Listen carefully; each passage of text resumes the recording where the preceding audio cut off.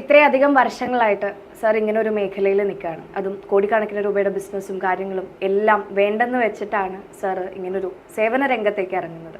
അപ്പോൾ അതിൽ സാറിന് ഏറ്റവും കൂടുതൽ പ്രചോദനം നൽകിയത് ആരായിരുന്നു? സാറിൻ്റെ പ്രചോദനം എന്തായിരുന്നു? പ്രചോദനം എന്ന് പറയുമ്പോൾ 9ാമത്തെ വയസ്സിൽ അമ്മ എന്നെ പഠിപ്പിച്ചത്, എനിക്ക് തന്ന മന്ത്രം, നിൻ്റെ കൺമുൻപിൽ ആര് നിന്ന് വന്ന് കരഞ്ഞാലും നിനക്ക് കരയാൻ സാധിക്കണമെന്നാണ് പറഞ്ഞത്. അത് കാണണം എന്നല്ല പറഞ്ഞത്, കരയാൻ സാധിക്കണം എന്ന് വെച്ച് കഴിഞ്ഞാൽ അത് ഉൾക്കൊള്ളണം എന്നുള്ളതാണ്. അവിടെ നിന്നാണ് ഇതിൻ്റെ തുടക്കം. യഥാർത്ഥത്തിൽ അമ്മയുടെ വാക്കുകളും അമ്മയുടെ അനുഗ്രഹവും ആണ്. ഇങ്ങനൊരു തീരുമാനം സാർ എടുക്കുമ്പോൾ, അതായത് ഒരു ബിസിനസ് രംഗത്ത് നിന്നാണ് സാർ പെട്ടെന്ന് ഒരു സേവന രംഗത്തേക്കുള്ള ഒരു ട്രാൻസിഷൻ ഉണ്ടാവുന്നത്. അപ്പം അങ്ങനെ ഒരു തീരുമാനം സാർ എടുക്കുമ്പോൾ സാറിൻ്റെ കൂടെയുള്ളവരുടെയൊക്കെ ഒരു അഭിപ്രായവും കാര്യങ്ങളൊക്കെ എങ്ങനെയായിരുന്നു?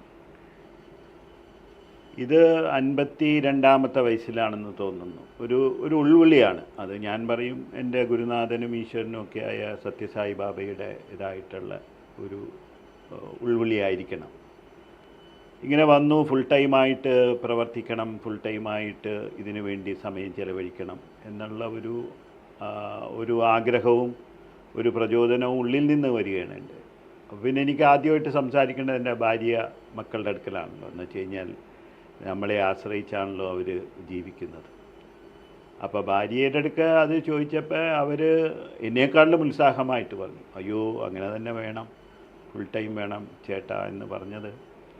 അത് വലിയൊരു അക്സെപ്റ്റൻസാണ്, വലിയൊരു അംഗീകാരമാണ്.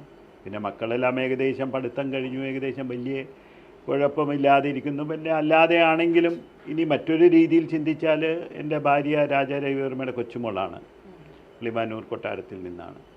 അപ്പോൾ സ്വാഭാവികമായിട്ടും അവർക്ക് അവരുടേതായിട്ടുള്ള ഒരുപാട് റെൻ്റൽ ഇൻകവും മറ്റു കാര്യങ്ങളൊക്കെ ഉണ്ട്. അപ്പോൾ അതുകൊണ്ട് ഫൈനാൻഷ്യൽ സൈഡും വളരെ സേഫായിരുന്നു. അതും ഒരു വിഷയമാണല്ലോ. അപ്പോൾ അതുകൊണ്ട് എങ്ങനെയാണ് ഒരു തീരുമാനത്തിലോട്ട് നമ്മൾ വന്നതും അങ്ങനെ ഒരു യൂ ടേൺ ആയിരുന്നു അത്.